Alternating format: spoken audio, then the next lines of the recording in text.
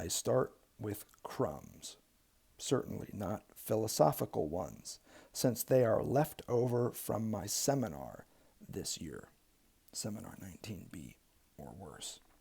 Notice that emphasis on crumbs, smula, if you read Kierkegaard's Danish. It's plural, same as it was for Kierkegaard. Philosophical fragments, followed by concluding unscientific postscript to philosophical fragments, smula, crumbs, multiple crumbs. We've only talked about one so far.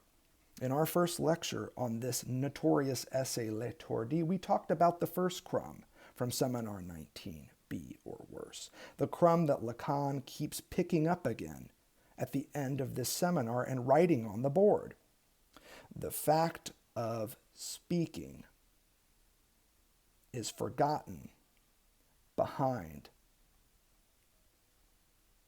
You know where I'm going with this. Do I need to repeat this one more time?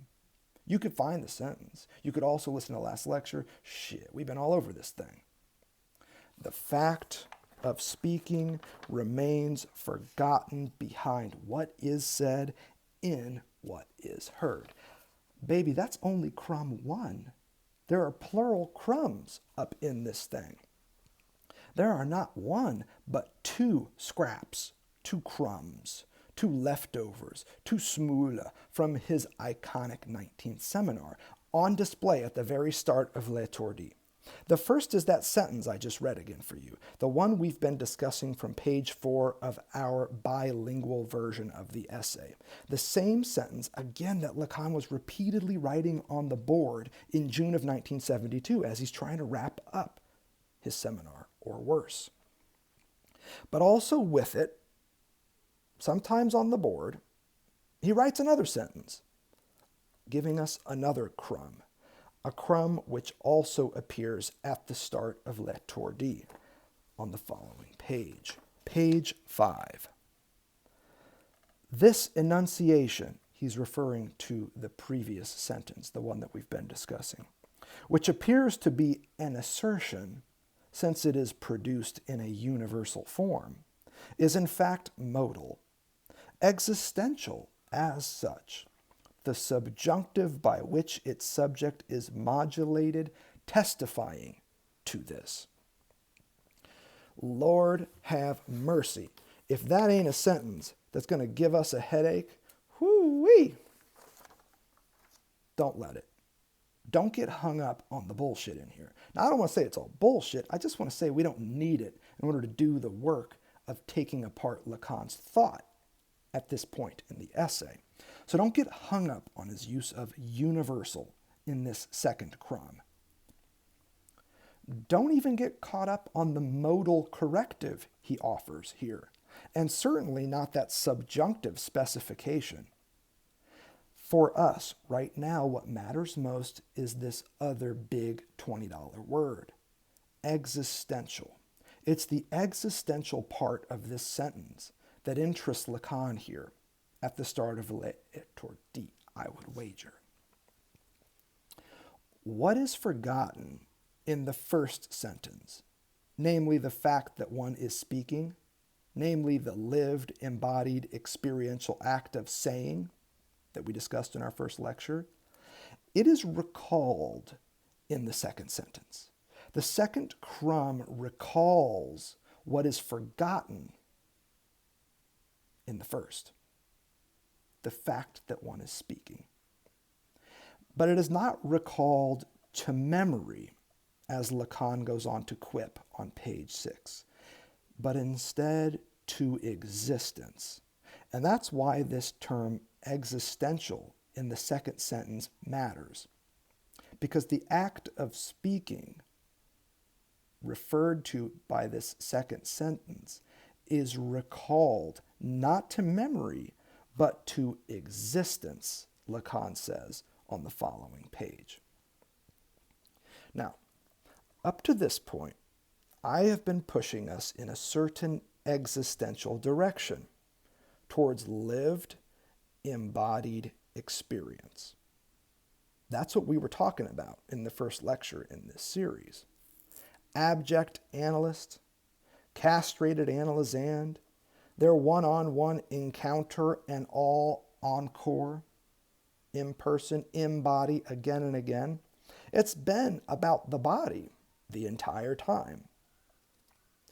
And for good reason, so far, as this is precisely where Lacan ends the seminar to which L'Étourdi is a response, and precisely where we ended our series on this seminar as well.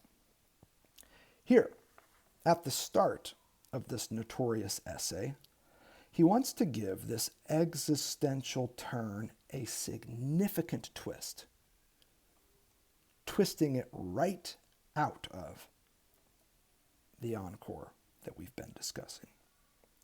That one speak is clearly an existential prerequisite of psychoanalysis.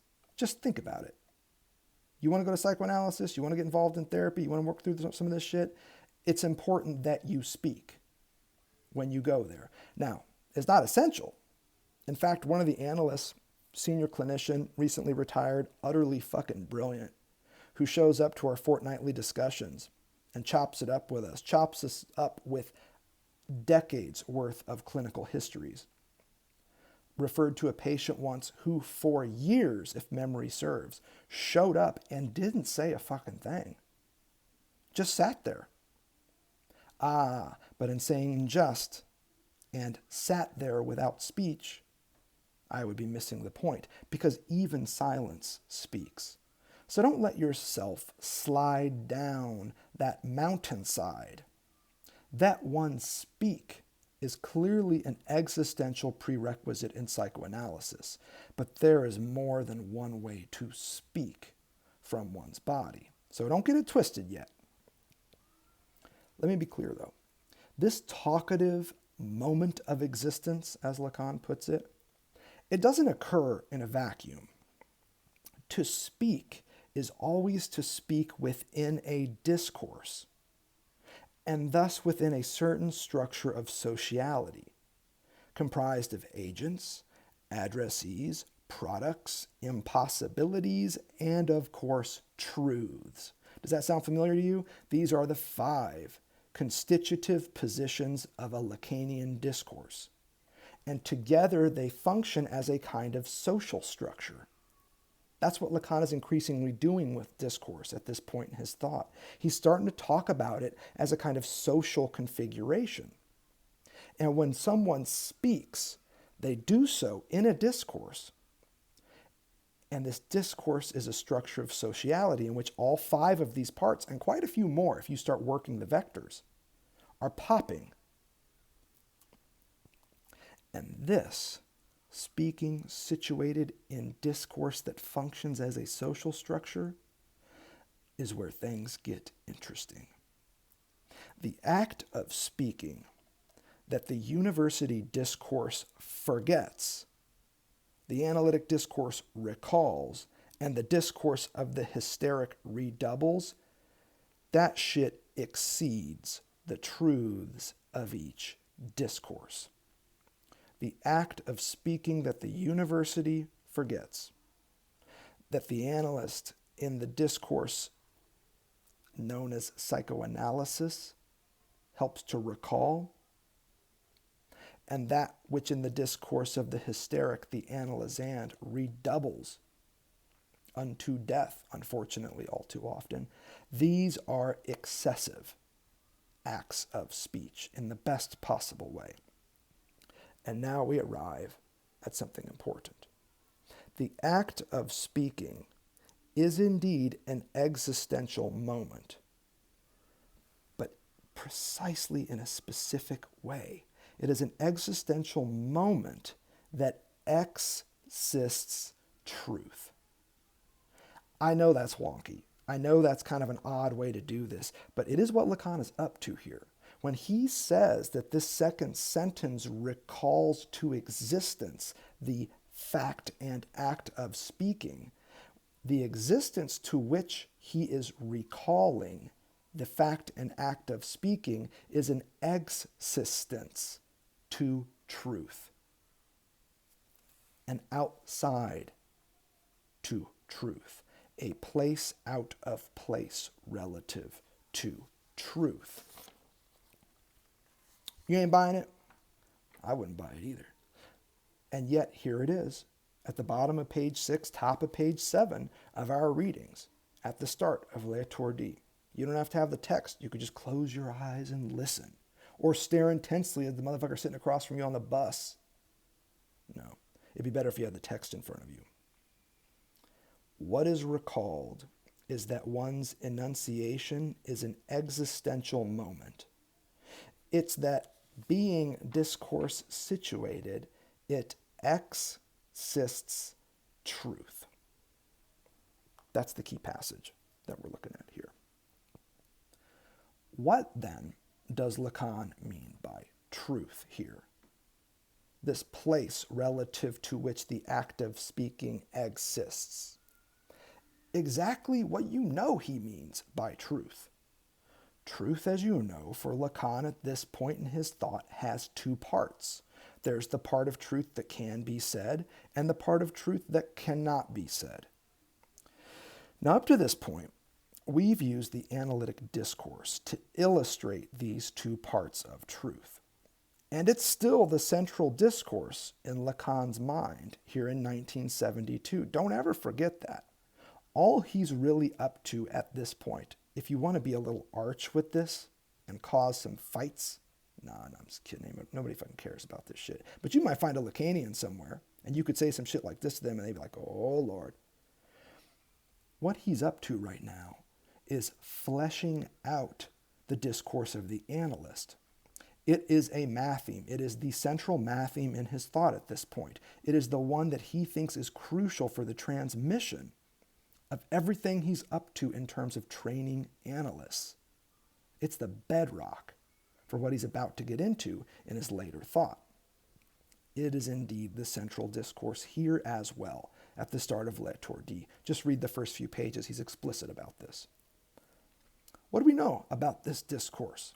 You can recall our last lecture, or 6 or 7 before that even. We've been talking about this one for a minute. Symptom as S1 in the analytic discourse, this is the part of truth that can be said. The unconscious as S2 in the analyst discourse. This is the part of truth that can't be said. Here's how we've set it up so far. And between these two, you see an impasse. I'll hold up again the discourse of the analyst so you can see it. S1, symptom. This is the part of truth that can be said. S2, as unconscious. This is the part of truth that cannot be said. And between them, you see a radical disjunction, a logical impossibility, a formerly known delta of impotence, a breakage. In this essay we're reading, this impasse between the part of truth that can be said and the part that can't takes center stage, right alongside the act of speaking. And again, all I'm talking about here is the first quarter of this essay. I ain't read past that. We're working through this thing together. That's part of what we're doing here. Yes, I'm a professor, but I don't purport to have special knowledge about this essay. I'm reading it right alongside you. I don't know what happens next. There's a very good chance that I'm going to take this whole fucking lecture and dump it. If you're seeing it right now, it just means I got too lazy and couldn't bring myself to delete it. Maybe too self-involved and couldn't bring myself to delete it. But I want you to know this right out of the bats. I am a professor, but I'm an ignorant professor. Jacques Lacan has a good way of talking about this. He talks about the ignorant schoolmaster. Now, I don't like the master and all of that, but by God, if that's not how I feel. Here, 25% of the way through L'étourdi, without knowing what happens in the other 75%. I want to tell you that impasse, that logical impossibility between the part of truth that can be said, symptom, and the part of truth that can't be said, unconscious, takes center stage right alongside the act of speaking. And how those two are connected is exactly where he's trending in the opening part of this essay. In L'étourdi, Lacan gives us a hint as he starts moving in the direction of this impasse. He gives us a hint that calls our attention once more to the part of truth that can be said. In other words, the what is said that we see in his first crummy sentence, and by extension in the what is heard as well. The fact that one speaks, is speaking, remains forgotten, etc., etc. That what is said, behind which the act of speaking is forgotten, this is the part of truth that can be said. Check it out. It's on page 12. It's a pretty clarifying passage. So it is that the said does not go without saying. And what he means by that is that in order to have a said, there must first be an act of saying. In order for what was said to be interpreted, analyzed, whatever, it must first have been spoken. It must first have passed through the ambit of speech. But if the said sets itself up as truth, truth as in the part of truth that can be said, were it never to go beyond the half said, as I put it, the saying is coupled with it only by existing there. That is, by not being of the dimension of the truth. And by D here, he means the said. D-I-T is how it's spelled. He's fucking around with the word dimension, and he's adding the D-I-T to the front of it, so that it's the said mansion. It's the place where the said sets up. And here it is the dimension of truth, the said mansion of truth. Now, said and saying are the key variables here. What Lacan is doing is he's linking the said to his understanding of truth. In particular, the part of truth that can be said, the part of truth that can set itself up as a said. And how does saying, speaking, exist relative to this truth that is said? And here think symptom. It exists there, Lacan says. It is not of this dimension of truth, of the part of truth that can be said. The part of truth that is a half saying is what he's also noting here as well. We are squarely on point with what you already know about how truth works here. So don't let yourself slip on this point. And you better damn well not let yourself slip into a philosophical slumber when you hear sentences like this. Because it's the psychoanalytic discourse as a specific socio-communicative structure that Lacan has his mind here. This is what he's thinking about. And the stakes are high as well, I would add. What Lacan is trying to show in these opening pages of L'étourdi is how the operational logic of the analytic discourse allows us to touch on the real, encountering it as impossible. You buying it? You ain't buying it? Oh shit, you need another passage? Of course. It's great to focus on where he actually says this stuff. Everything that you hear from me is straight out of Lacan. All I'm doing is just summarizing what the fuck he already says. So this bit you just heard from me about operational logic and woo-woo and touching on the real and encountering the impossible, yeah, it's just from page 5 of the readings that we just read.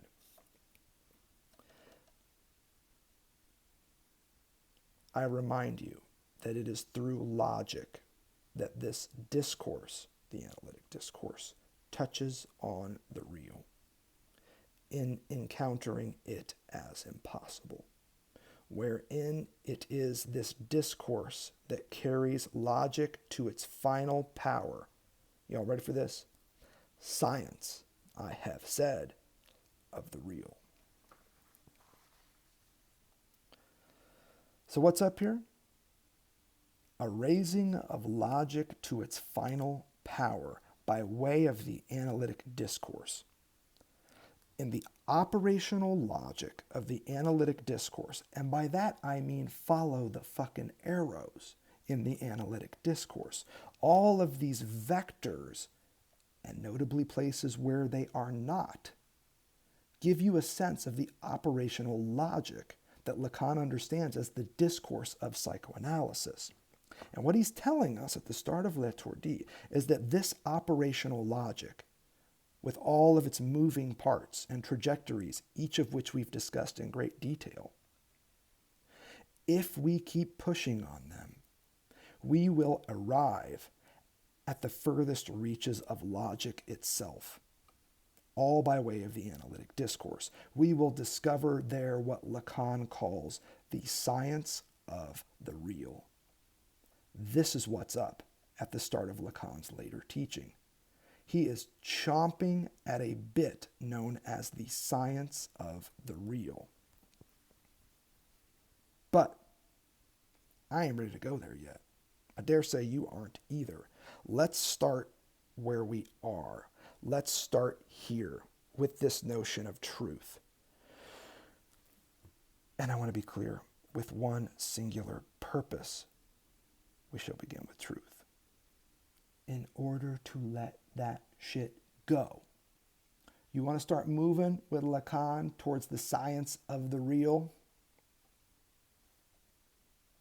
Encountering the impossible at the level of the formula, at the level of the math theme? Guess what, my friends? You got to let the truth go. You got to let go of that shit. Lacan is here asking us to distinguish truth from the real and to let the former go. The real, for Lacan, is not the truth. And neither, I'm willing to wager at this point, coincides with the act of speaking that we've been discussing. Locating all of these variables in the analytic discourse is key, you've heard me say. And I believe it's the key to unlocking the first part of L'Étourdi. Recall, once more, write it again, write it better, the discourse of the analyst. I hold it up for you that are watching, but I imagine at this point you can see it also in your mind's eye. As you may have noticed, over the past few lectures, including the end lectures in our series on Seminar 19B or worse, I have been adding to our current understandings of each term in the analytic discourse. And here, at the start of things with a wild-ass essay, let me tell you what I think we got so far in terms of defining each term. In the position of the agent in the discourse of the analyst, what do we see?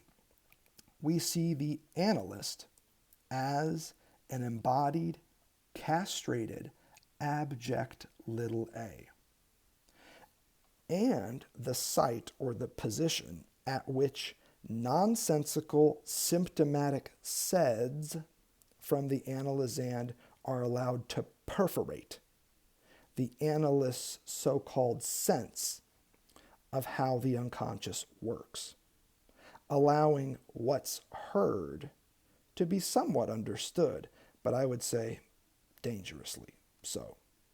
Meaning for Lacan is a trap. Beware. Sens means sense, but also meaning. That's enough about that damn agent. Let's talk about the other, this barred subject.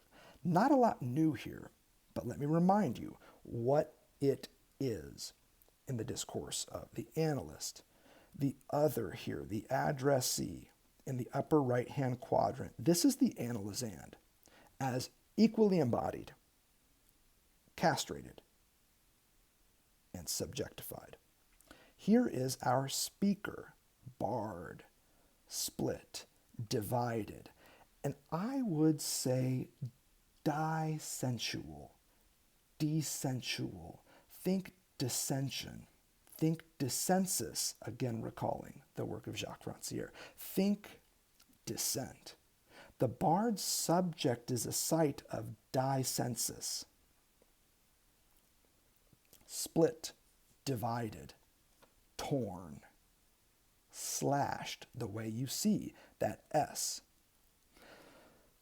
Sense, nonsense, absence, now I'm adding dissense.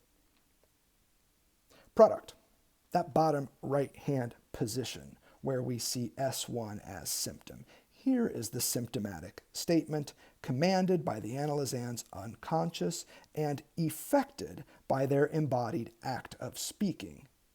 Here is what is said. This S1 as symptomatic statement, this is what is said in analytic experience. The said behind which the fact and act of speaking is all too often forgotten, and all the more so when the university discourse intrudes, and all again when the analyst can't overcome their resistance to abjection. But let's focus on this said. This said, what is said, the symptomatic statement, like any symptom worth its weight in salt, is at once true and nonsensical. And I love this combination. The symptom is the part of truth that can be said. And it always shows up as a bit of nonsense. It's the part of truth that can be said, but that also comes across as wildly odd, enigmatic, and nonsensical. This is what's produced in the discourse of the analyst. Symptoms that are at once true, referring to the parts of truth that can be said, and also total nonsense, in the sense that they are hesitant, corrective, slipping, stumbling, stammering. You see where I'm going with this, right? I'm talking about parapraxes raised to the next level. Parapraxes commanded by the unconscious, by unconscious truths that cannot be said. You see? It's all coming together at this point. Which brings us to the other position, the fourth position, but not the final position, in the analytic discourse, that of this truth I just mentioned. The position of truth in the analytic discourse, occupied by S2. The meaning of S2 here is that of the analysand's unconscious truth, for our purposes now. The part of truth that cannot be said by the analysand. And for this very reason, the part of truth that compels them to speak, and their acts of speaking to yield symptomatic statements. Relative to the symptomatic nonsense of the analysand, especially as it queers the analyst's sense of the unconscious, the truths of the analysand's own unconscious are absent. Now you got some senses going here. The truth of the analysand's unconscious, which cannot be said, and for that reason all the more so commands the analysand to speak, these truths are absent. I realize this is a lot, and I wonder if it's making any sense. So let me try once again to add some clear and coherent captions to each position. The analyst, in the discourse of the analyst, occupies a position of sense making, if you will. The symptom functions as a bit of nonsense. The analysand is a figure of dissensus. And the unconscious is absent from it all. Now, what the fuck does this have to do with truth? The truth which we're trying to distinguish from the real, to say nothing of the act of speaking. Here's what I'd suggest after reading the first quarter of Letordi. The vector extending from product to agent, symptom to analyst, S1 to abject little a, is a vector of knowledge. You got the diagram in front of you, you got it written out, label that motherfucker. This is a vector of knowledge. Here you see the part of truth that can be said and known. So this vector from symptom to analyst is one of knowledge. The symptom is the part of truth that can be said and known. You know where I'm going with this. What about the vector from truth to other? Unconscious to barred subject. S2 to slashed S. What about this vector, this fifth vector that Lacan adds to his original topology of discourse? You know where I'm going with this. This is the part of truth that cannot be said and remains unknown. So from S1 to abject little a, from symptom to analyst, you see the part of truth that can be said by the analysand and known in the analytic session, or hoped to be known. Again, knowledge, meaning, understanding, these are all traps for Lacan. That other return arrow from S2 to barred subject, this vector extending from the unconscious truths that command and the barred subjects that receive those commands. S2 to slashed S, it is not a vector of knowledge, it is a vector of ignorance. Here's the part of truth that cannot be said because unconscious and thus totally absent, and remains unknown. To whom, by whom? The same motherfucker it commands to speak, the barred subject. It is a vector of ignorance. You got the writings, label it. You'll see what's up.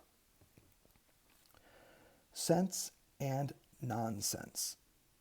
In a field of experience where truths can be said and known. There's the vector from symptom to analyst.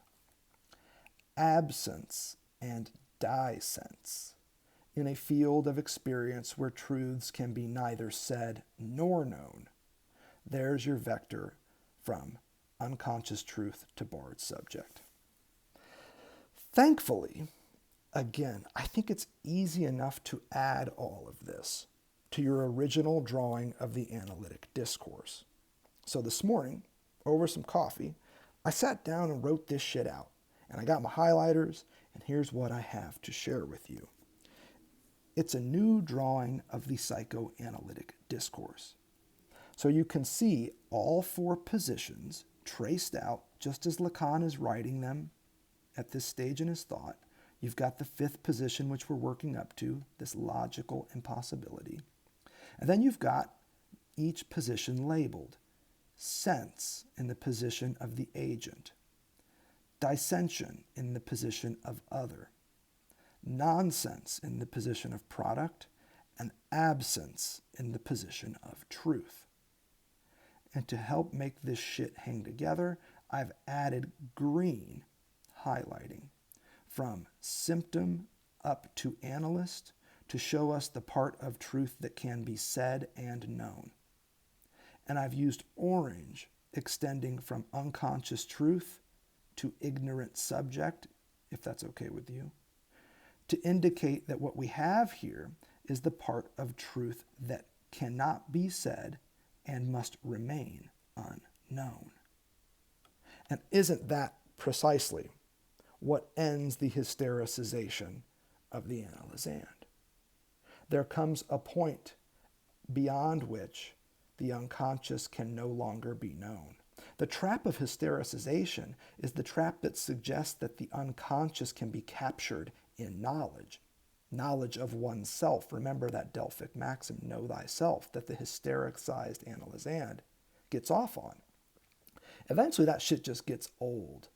It's when the joys of deciphering, as Colette Soler so wonderfully puts it, no longer provide that stimulation that we can now find an end of analysis. But I didn't want to talk to you about that. I just always want to throw that out there because it's a topic that comes up rather often in our discussions and one I'm not quite ready to put in the grave yet. But here in this diagram that I'm showing you again of the psychoanalytic discourse, you can see the trajectories I've been drawing for you.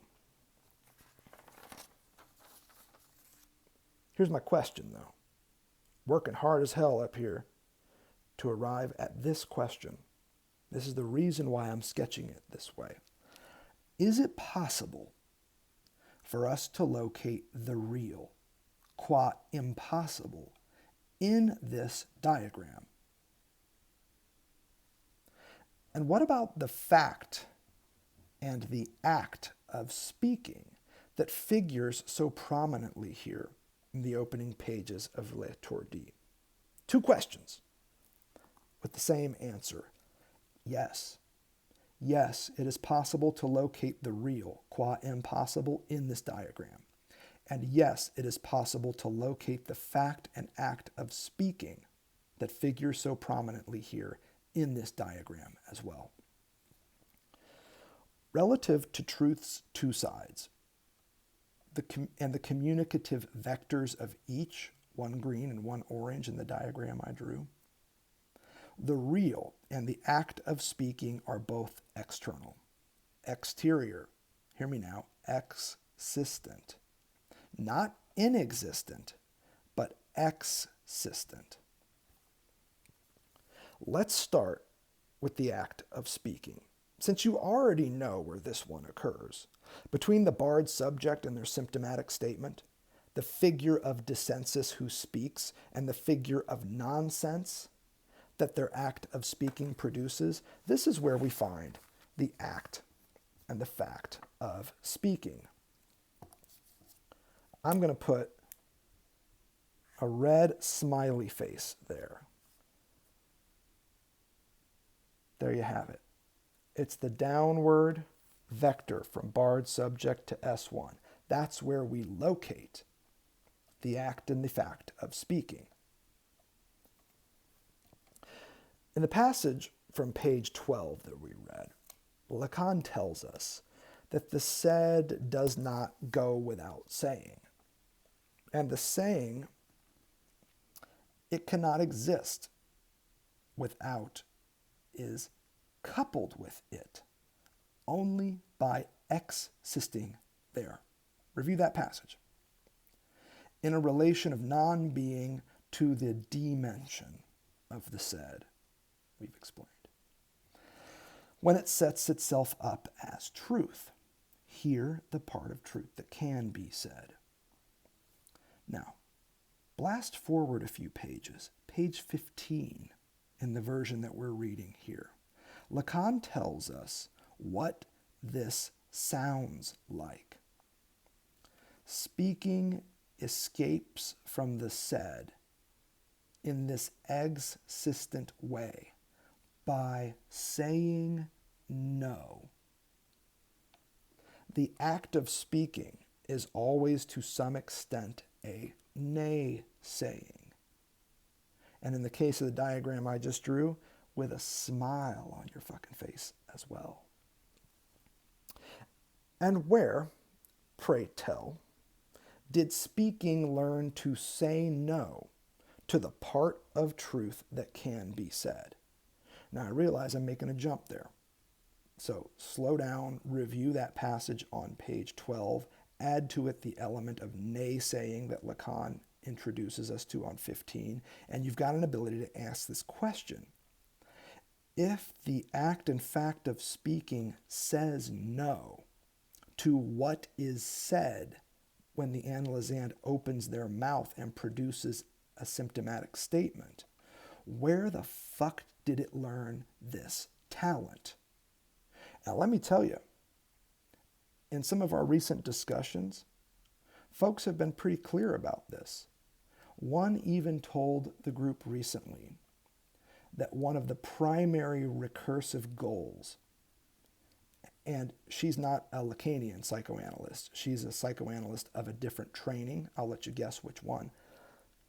She said her job, more often than not, is to just help her analysands learn to say no.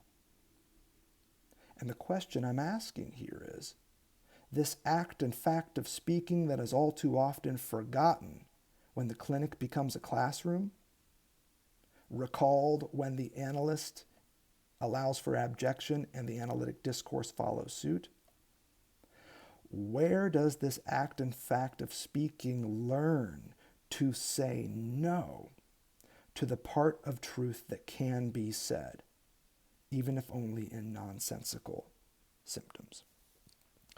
Answer: from the real. The real that occupies the same place as it always has, that place of impasse between truth and product, unconscious as symptom, absense and nonsense in the analytic discourse. So I hold it up again for you to see this.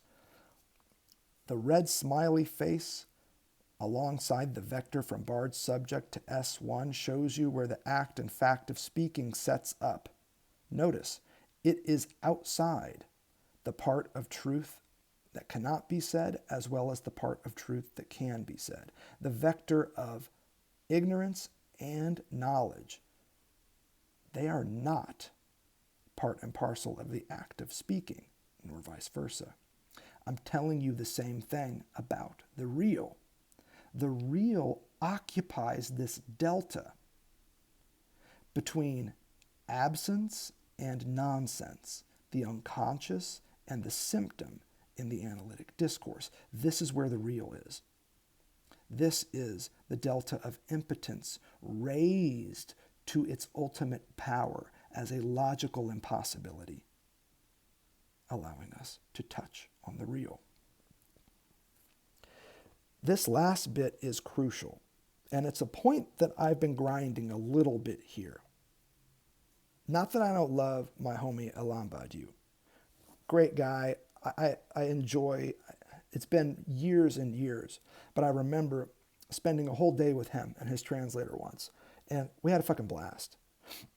I remember also asking him where on his own bookshelves at home he puts his own books. Because you know that motherfucker's got his own books on his own bookshelf. I said, where do you keep your books? In his typical cough laugh, he answered the question so nonchalantly, I'll leave you to guess where Badiou puts his own books on his bookshelf. But let me tell you, on this point, he and I disagree. This last bit about the location of the real in this logical impasse between absence and nonsense, the unconscious and the symptom, this is where I disagree with him. And I think he's, for my money, one of the best readers of Lacanian that I've encountered. In fact, one of the only readers as well. Sorry, Alana, I know that's not a great compliment, but hey, what are you going to do? This last bit about the location of the real, though, allows us to say something new and different from what I believe to be the predominant and most brilliant reading of Lacanian. The real does not occupy a position of absence, as Badiou says it does. It's the disjunction between absence and nonsense, unconscious as and symptom, that shows us, demonstrates for us the real. That's the important part here. In the analysis that I'm drawing up now, absence belongs to the unconscious, relative to the nonsense of the symptom and the sense made of it. The unconscious truth that commanded the whole process is absent. That is a position of absence. And the symptom that finds expression at the behest of the unconscious through the barred subject is one of nonsense. The real is smack dab in between. It is the disjunction between nonsense as symptom and absence in the form of the unconscious. Now, I know that's some nosebleed technical shit, but I think it stacks up and allows us to make some very interesting turns in this essay. And guess what? We've been here before. We've been between absence and nonsense, unconscious and symptom before. Where Lacan initially installed a delta of impotence, we now find that logical impossibility we've discussed. And anytime Lacan discusses impossibility, you better damn well think the real. And that's exactly where I'm going to put it. The real belongs in this logical impossibility between absence and nonsense. It is their disjunction. So I'm going to write it in the diagram that we've been messing with. You get a smiley face for the saying no that happens when the barred subject at the behest of the unconscious begins to cough up symptoms. Also in red, marking that delta as one of logical impossibility, this is where I put the real. As a radical, irreducible disjunction between the nonsense of the symptom and the absence of the unconscious. Lacan, much to my delight, attempts to capture this in a wonderful metaphor, providing us with an additional clue to the differential relation between truth and the real, and the latter's ancestral teacherly relation to the act of speaking. Wait, what the hell was that bit, McCormick? I got to share this metaphor with you. This one is so terrific, it's damn near delicious. It starts at the bottom of page 15 of the version of this text that we're reading. And I have to just share this with you because this metaphor allows us to do the fine-tuning conceptual work that Lacan is really, I don't know why he can't just be fucking clear about this. He's working very hard to introduce a distinction between truth and the real. And what I'm telling you is that that distinction is readily apparent when you look at the analytic discourse, where the real occupies the position of a logical impossibility, a barrier, irreducible and otherwise, between nonsense and absence, the symptom and the unconscious. And Lacan, though, his money is on, okay, how can we get the unconscious truth that commands acts of speaking separate from and distinct from the real? He does not think they're the same. He doesn't allow them to be smushed up anymore. Here is him trying to introduce a distinction between them and to establish a differential relation between truth that cannot be said and the real. And I think that is a major advancement. Notice how he sets us up, all in a metaphor. I will metaphorize for the moment as incestuous the relationship that truth entertains with the real. Speaking comes from where it, the real here, commands the truth. An incestuous relationship between truth and the real. They are related, but they are different. Speaking comes from where it, the real, commands the truth. So it's an incestuous relationship in which the real commands the part of truth that cannot be said.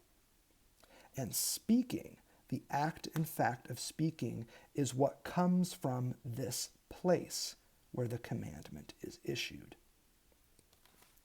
Let's start with the bit about incest. What the fuck? Incestuous? Why? Because truth is the sister of the sexual, of that forbidden jouissance, that impossible jouissance that we can only encounter as real. Now, you probably know the passage I'm referring to. We've been over it. It's page 67, the Standard English translation of Seminar 17, where we start talking about sisterhood. You can go back and review it. We got lectures to comment on this stuff too. I throw it out there for you just to let you know what type of incest we're talking about here in this bizarre and wonderful metaphor. Let me be precise though, all joking aside. Unconscious truth is the impossible real's little sister. It's the sister that the impossible real bosses around. Unconscious truth is the sister that the real bosses around, that it commands. And even to the point of sounding too categorical about this, let me just be precise, again building on a passage straight out of Lacan. The unconscious, for Lacan, is a response to the real. Yes, the unconscious stimulates, Lacan says, the barred subject to speak. Absolutely, there's no question about that. The symptom that is said by the barred subject when they speak is commanded, stimulated by unconscious truths of which the analysand is unaware, along this vector of ignorance, we've said. Totally. But that ain't the half of it. The unconscious is not just a cause of the analysand's speech. It is itself an effect, a response, Lacan calls it, to the real. Its elder sister, the impossible real, commands it. And by God, if the unconscious doesn't respond. And with this, my friends, the operational logic of the analytic discourse as a science of the real begins to come into focus. Hang on to your hats, y'all. I'm just going to read it straight as it flows. Here is the operational logic of the analytic discourse as a science of the real at this point in Lacan's thought. Ready? Ready? Pause. Go get a beer. Come back. The real commands the unconscious. The unconscious commands the analysand to speak. Their act of speaking commands the symptom. Hear what is said.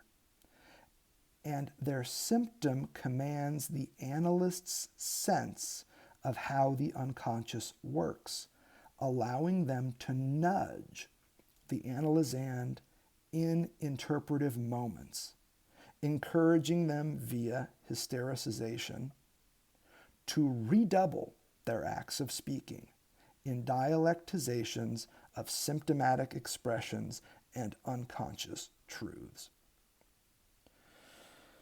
Good Lord, let's not let ourselves get carried away here. My grandmother used to say, Lordy, Lordy. This is one of those Lordy, Lordy moments. She wasn't religious or nothing. That was just some shit you said.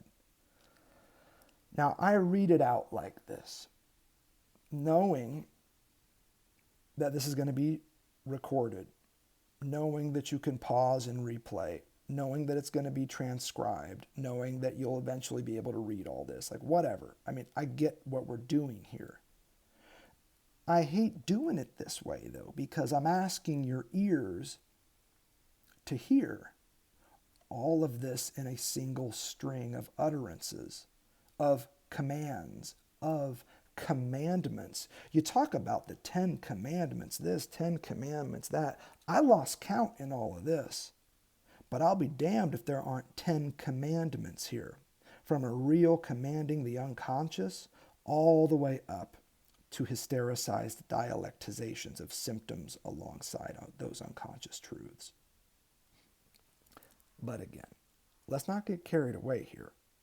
It's the first leg of this analytic operational marathon that we're really focused on here, from the impossible real to the act of speaking by way of the part of truth that cannot be said, namely the unconscious and the barred subject. You want to know what we're focused on here at the start of L'Étourdi? It's this. It's the commandment that the real issues to the unconscious. It's the first leg of this long, elaborate operational logic, from the impossible real all the way to the act of speaking, both of which exist, knowledge and ignorance alike. The trajectory that this takes is an interesting one. From the delta, where we now see a logical impossibility, to the unconscious truths of which the analysand is unaware, but which nevertheless command them to speak, along this trajectory or this vector of ignorance. Acts of speaking which in turn result in symptoms as the beginning of the part of truth that can be said. Now, I can rehearse this 100 different times in 100 different ways, but I think it's important to note very clearly what we're looking at here. At stake at this point is this extension from the impossible real to the act of speaking by way of the part of truth that cannot be said. Those are the two positions in between, namely that of the unconscious as S2 and the barred subject as /S. Between the impossible real and the act of speaking, there is the part of truth that cannot be said along this vector of ignorance. All right, I said we shouldn't get carried away, and here I am getting carried away again. What's a brother to do? Let's start with the first commandment in all of this. The first commandment, so to speak. The one we just read about, where the real commands its little sister, unconscious truth. We got lots of senses at work here, as you may have noticed. Absense, dissensus, nonsense, sense itself as meaning. Let me ask you, what is your sense of the real in its incestuous, elderly, sisterly relation to the unconscious? What's your sense of this thing, this real? I got to thinking about this on my second cup of coffee this morning. And I don't know, it's tough not to get carried away. How about the Japanese notion of the sensei? There's a sense for you. The real is the motherfucking sensei in all of this. Check it out. In Japanese, the word sensei is composed of two kanji characters, one for before or ahead, and another meaning life or birth. When combined, the word sensei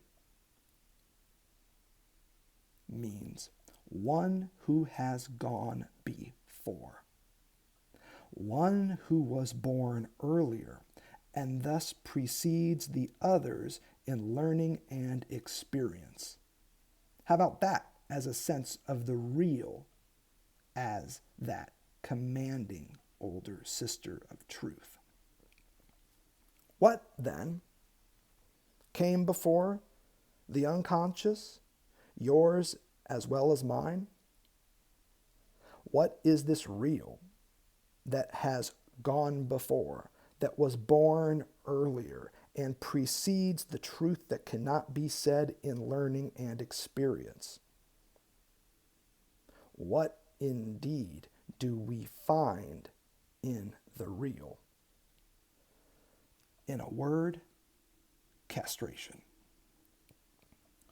The experience of powerlessness and impotentiality that psychoanalysis raises to logical impossibility, as Lacan tells us here, thereby incarnating the real, is castration.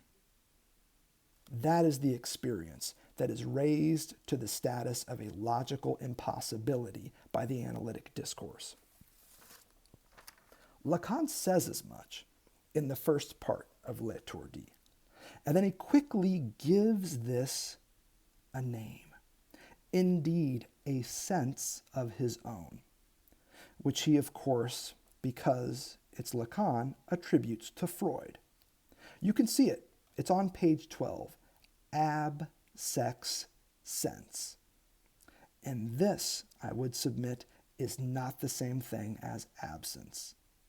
Again, this is where Alon and I disagree. Absence is not synonymous with ab, sex, sense. The key passage for us is on page 12, as you heard me mention. I think it's worth checking out, if only because you get to see Lacan doing what he does best so often, which is attributing his greatest breakthroughs to being, well, it's just what Freud said. Anytime Lacan is telling you that he's just finding some shit in Freud, rest assured this is where he is making a substantial, quintessentially Lacanian breakthrough. And that's what we see happening at the top of page 12. So in part, I'm just reading this because I always enjoy these moments.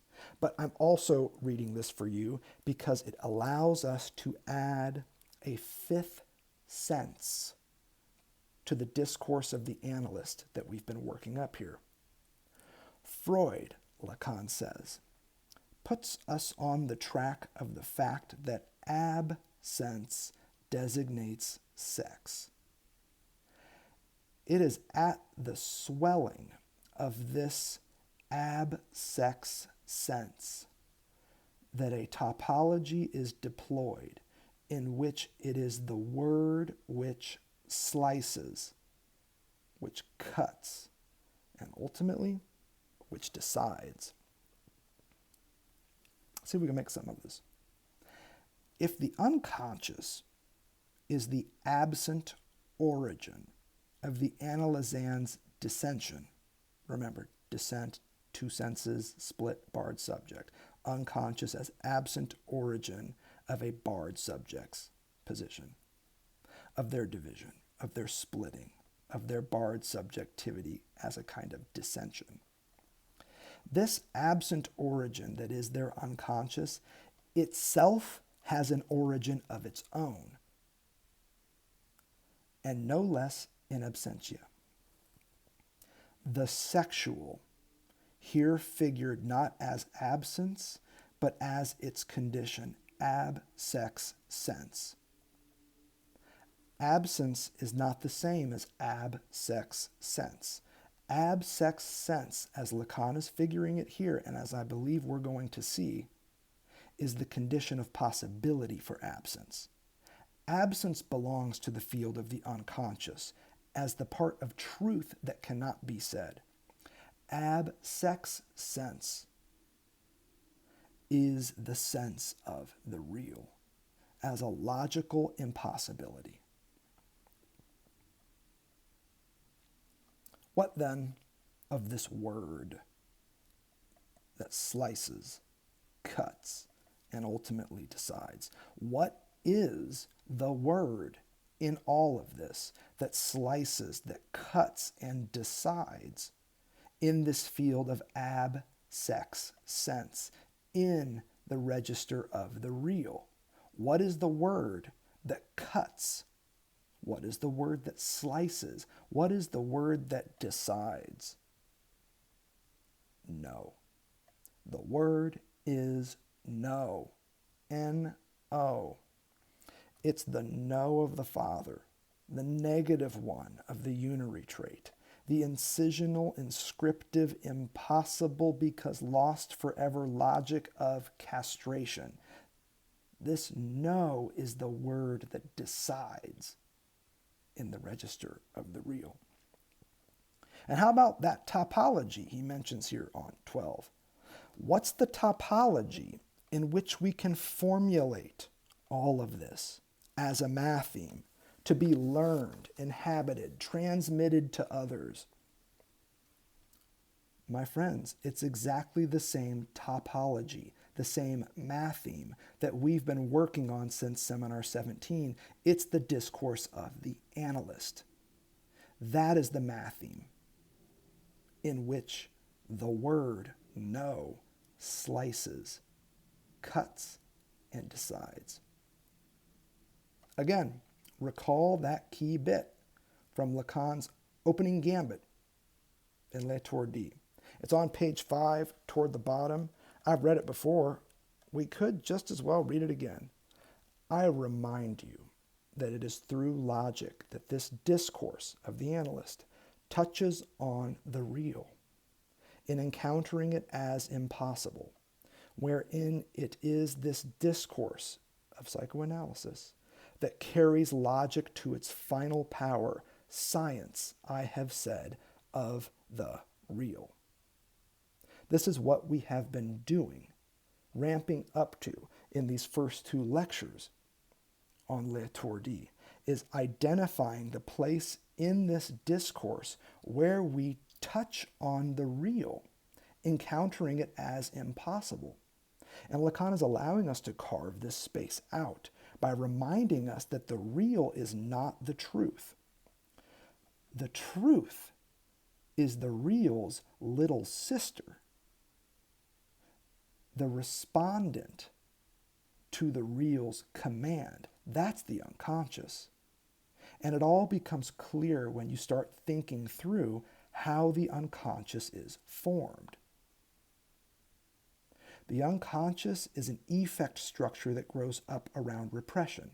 Repression is a kind of negation that presupposes a certain affirmation, Bejahung. An affirmation of what we've been learning in Lacan since Seminar 3, of a unary trait as prohibitive, as no.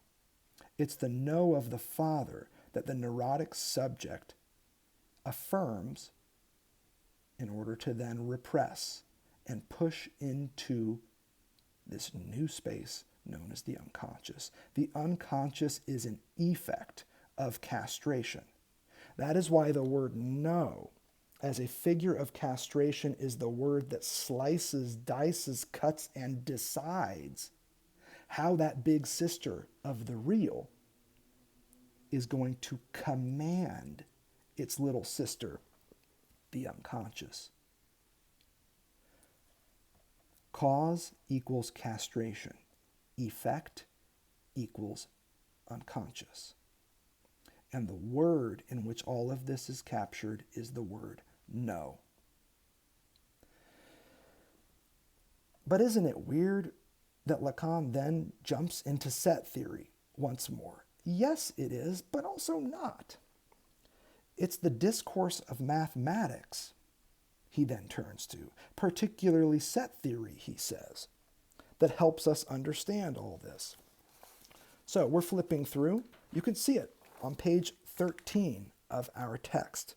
Lacan thinks that it's not just the discourse of the analyst of psychoanalysis that's relevant here, but the discourse of mathematics, set theory in particular. And now you can see who his big sister is.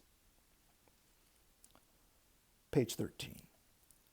If I had recourse this year to the first, namely to set theory, it was to refer to it the marvelous efflorescence which, by isolating the incomplete from the inconsistent in logic, the indemonstrable from the refutable, and even adding to it the undecidable, by not managing to exclude itself from demonstrability, puts us face to face with the impossible, so that there could be ejected the "that's not it," in quotation marks, which is the wail of an appeal to the real.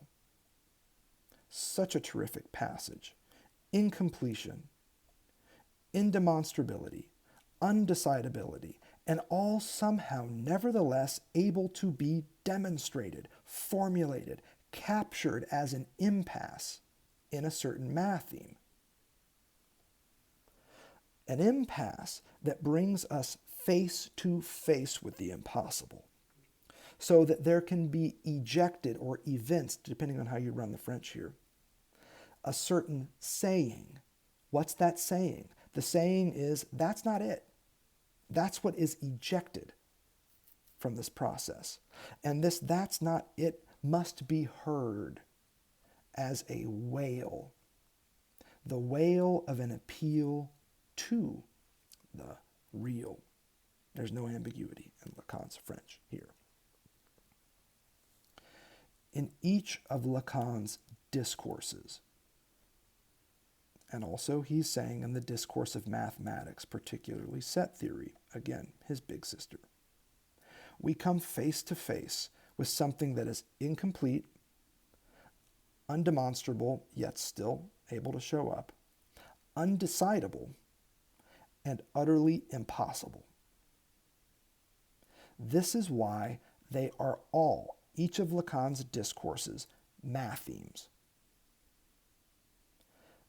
Algorithmic structures in which certain impasses can be and are certainly formulated.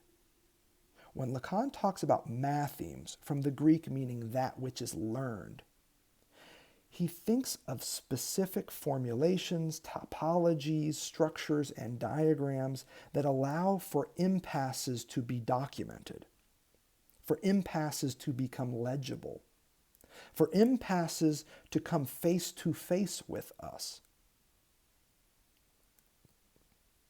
That's what makes a matheme for Lacan. That's what he thinks we are to learn from him. And the matheme that we've been focused on is the one that he has also been focused on, that of the analyst's discourse. Final word, then we're out. And in the form of another question. What in all of this is the function of these impasses that constitute a proper Lacanian matheme, that call our attention to the logical impossibility where there is no vector at the base of each of his discourses? Here, the function of these impasses is quite clear. In this passage, Lacan is explicit. They allow us to hear the wail of an appeal to the real, an appeal which says, that's not it. Sound familiar? It ought to sound familiar to you, especially if you tuned in to our series on Seminar 19B or worse. I ask you to refuse of me what I offer you, because that's not it. I said I wasn't going to get carried away, but damn, I can't stop now. I ask you, dear analyst, to refuse my symptom, because it's not what? What isn't the symptom? I ask you to refuse of me, dear analyst, what I offer you in the form of a symptomatic statement, because that's not it. Because my symptomatic statement is not it. What isn't the symptom? What is this it that the symptom is not? Well, you know, it's the unconscious truth that commanded the symptomatic statement. We've known this for a minute. But check it out. What isn't the symptom? It's also the barred subject who received the unconscious's command. It is also, crucially, the act of speaking, of saying, with which the barred subject responded to this command. A saying which is just as Lacan describes it here, a nay-saying. That's not it. The act of speaking is always a nay-saying that points at what is said and says, that's not it. What, then, is the common denominator in all of this? I said it once, I'll say it again. It's the negative one of castration. What the symptom is not is also what the act of saying, the barred subject and the unconscious are not, namely, the thou shalt not of castration. The original no that structures and conditions all the no's that follow, instructing each as a sensei would. A sensei with their eye on the ab-sex sense that we mentioned earlier, which Lacan never tires of announcing with a no of his own, which will increasingly become ours as well in this series. There is no sexual relationship.